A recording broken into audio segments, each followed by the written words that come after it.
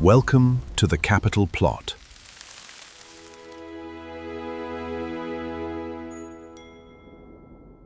The July sun was merciless. The allotment soil, once dark and rich, had baked into a cracked, unforgiving crust.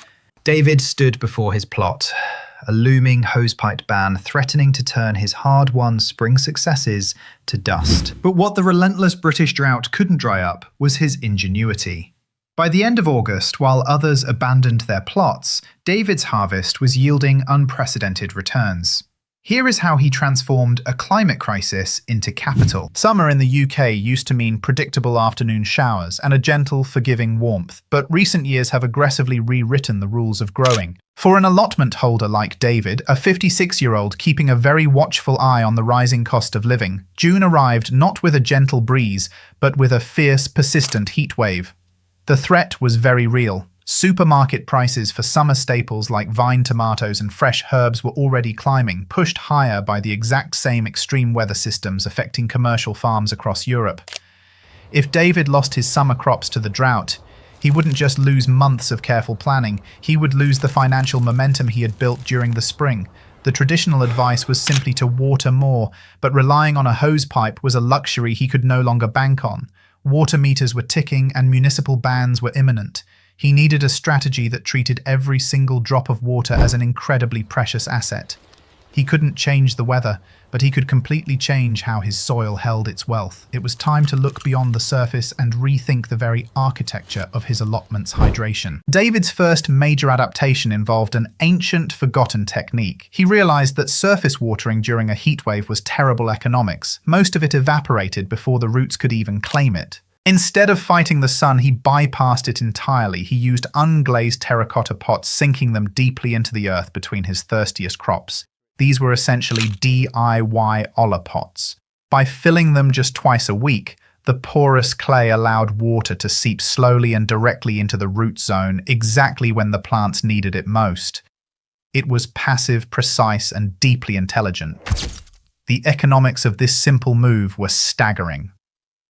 For the cost of a few recycled pots, David reduced his water usage by an estimated 60% compared to traditional hose watering. More importantly, his plants developed deep, resilient root systems, making them infinitely more capable of surviving the hottest weeks of July. It was the ultimate long-term investment in soil infrastructure. But water conservation was only half the battle. To truly capitalize on the sweltering August heat, David had to rethink exactly what he was planting. Traditional English varieties were wilting, so he looked south.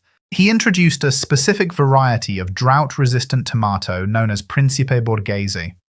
Originally bred for the sun-drenched hills of southern Italy, this compact bush variety doesn't just survive in intense heat, it actively thrives in it. Instead of demanding daily watering like typical greenhouse tomatoes, these robust plants produced concentrated, intensely flavored fruits with minimal hydration. They were genetically programmed to deliver a high yield under stress. A single packet of these specialist seeds cost David just £2.50. By late August, those resilient little bushes were heavy with clusters of premium tomatoes. At the local supermarket, imported vine tomatoes were retailing at over £3.50 per kilogram. David's calculated shift in crop selection was paying out dividends that a savings account couldn't dream of matching. But the tomatoes were just the beginning. David knew that some of the highest margin crops in any supermarket are precisely the ones most suited to a drought. Enter Mediterranean herbs. Walk down any UK supermarket aisle and you will find tiny 20-gram plastic packets of rosemary and thyme selling for over £1 each. It is an astronomical markup for plants that naturally thrive in parched, unforgiving conditions. David saw a glaring market inefficiency he could exploit. He dedicated the most baked, dry corner of his allotment, a spot where even weeds struggled, to a permanent herb garden of rosemary, thyme, and sage. These herbs don't just survive a drought, their essential oils become more concentrated when they are starved of water, making their flavor far superior to the overwatered commercial alternatives. Scarcity for David was a quality multiplier. For an initial investment of about £4 in small starter plants, David created a perpetual drought-proof yield. Over the summer, he harvested the equivalent of dozens of those supermarket packets. It was a zero-maintenance asset class that actually appreciated as the heatwave intensified. The drier July became, the more aromatic and valuable his herbs grew. He had turned adversity into a compounding advantage. If David's approach to growing his capital has you thinking about your own plot, make sure you hit subscribe. Every Tuesday and Saturday, we follow his journey and unpack the real economics of growing your own food in Britain. Yet, despite the success of his high-margin herbs and drought-resistant tomatoes, David still had thirstier crops like courgettes that needed protection. In the financial world, preserving your capital during a downturn is just as important as generating a return. For David, his soil moisture was his capital, and he needed to stop it hemorrhaging into the summer air. His solution was a heavy organic mulch, a thick layer of dried grass clippings and straw laid directly over the bare soil. This wasn't merely gardening, it was insulation. The mulch acted as a physical barrier, dropping the soil temperature by several degrees and drastically slowing evaporation from the surface. What used to be a daily watering chore for his courgettes dropped to just twice a week. The mulch preserved his water reserves while slowly feeding the soil as it broke down, a dual-purpose asset paying dividends in two directions simultaneously. And his courgettes responded beautifully. By planting them in shallow craters rather than mounds, any water he did apply was funneled directly to the root base without running off. While his neighbors' plants were suffering heat stress, David's were producing a steady stream of premium vegetables week after week. Playing defense this season was every bit as profitable as going on the attack. The July heatwave was not just about water deprivation, it was an assault of sheer blistering solar radiation. Even if the soil remained moist beneath his protective layer of organic mulch, the relentless ultraviolet rays threatened to scorch the softer crops. Any seasoned grower will tell you that cultivating leafy greens like summer lettuce in the middle of a drought is an almost impossible gamble. When temperatures soar past 25 degrees Celsius, these delicate plants panic. They instinctively abandon leaf production, shooting up tough, bitter stalks to scatter their seeds before they die. This process, known as bolting, destroys the culinary value of the crop in a matter of days. Supermarket shelves often reflect this crisis, with the price of fresh, crisp lettuce skyrocketing as commercial supplies fail. But David refused to accept defeat. He understood that to protect his vulnerable investments, he needed to manipulate the physical environment itself. He needed to build an architecture of shade. He looked to a strategy employed by indigenous farmers for centuries, the creation of a living canopy. Earlier in the spring, David had erected tall bamboo wigwams for his climbing runner beans. Now, those towering structures were densely covered in broad, overlapping green leaves reaching towards the sky. They absorbed the brutal brunt of the midday sun. Beneath this verdant tower, a cool, dappled microclimate had quietly emerged.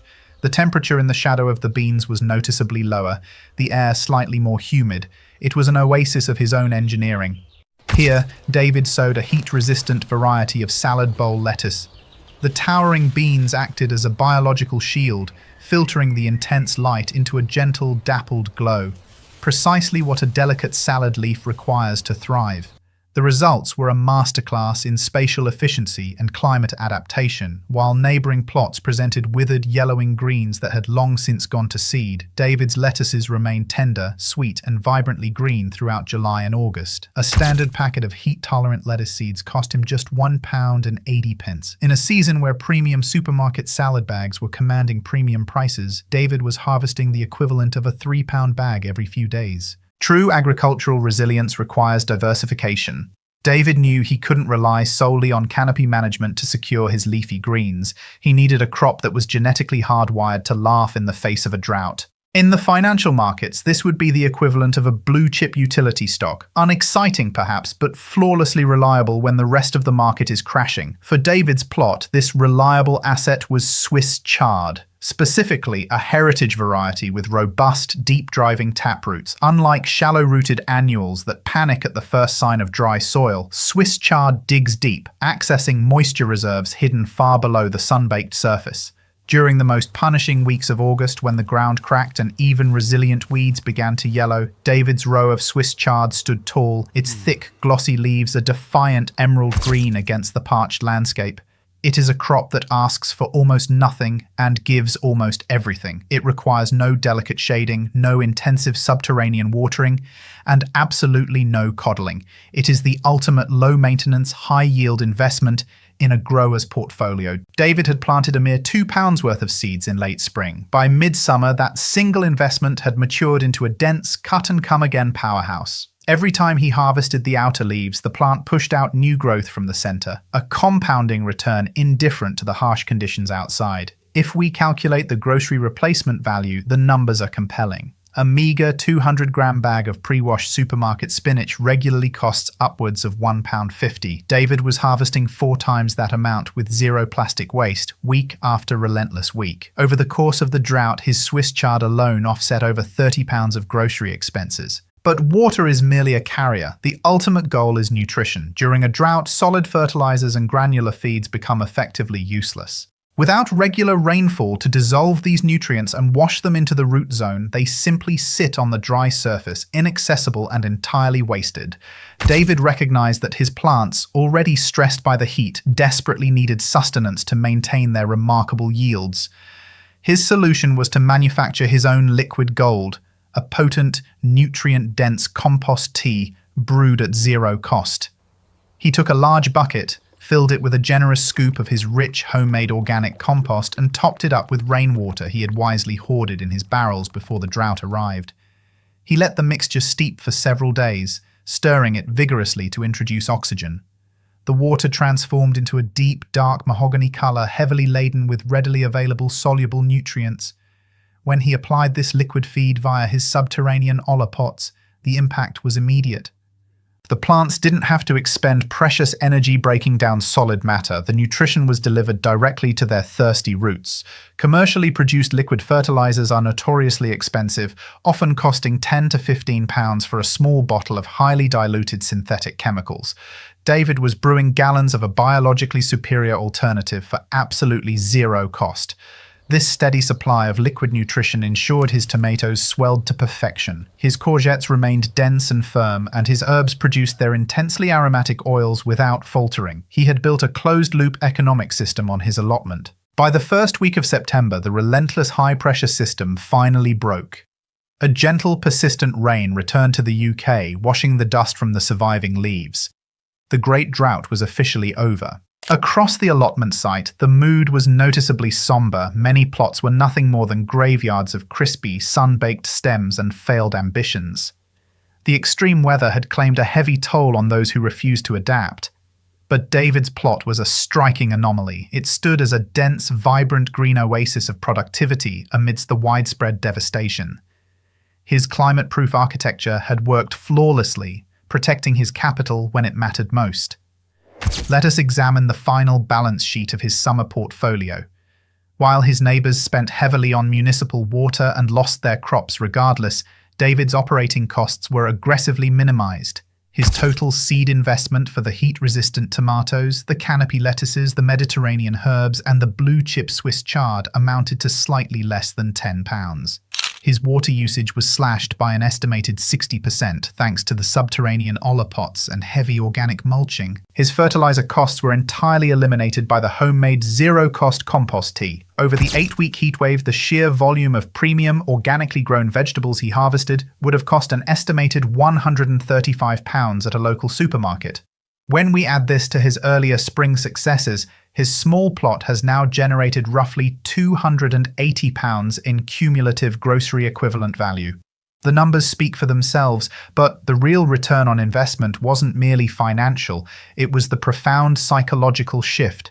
David no longer feared the erratic, unpredictable nature of the British climate. He had learned to read the soil, manipulate the microclimate, and strategically adapt his planting choices. He wasn't just gardening anymore. He was actively managing a living, breathing asset portfolio. He had truly learned how to grow his capital. But as the heavy, oppressive heat of summer slowly gave way to the crisp, damp chill of early autumn, the rules of the game were about to change once again, in ways David could not yet imagine.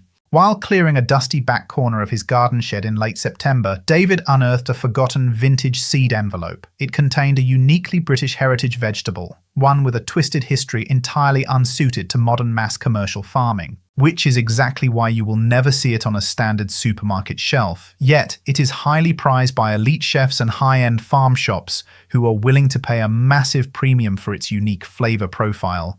It represents an entirely hidden, off-market asset class. What David tried to grow next would completely redefine how he viewed the commercial value of his small patch of earth. The results of this autumn experiment were nothing short of astonishing. To find out exactly what this forgotten heritage crop is and how David leveraged it for maximum return, make sure you subscribe and join us for the next chapter of his journey. Every episode he grows a little wiser and a little wealthier. If you want to replicate David's climate-proof strategies today, click the link in the description to download your free Capital Plot Almanac PDF. It contains the exact seed varieties, mulching techniques, and compost tea recipes we discussed. Until next time, remember to treat your soil like an investment and always grow your capital.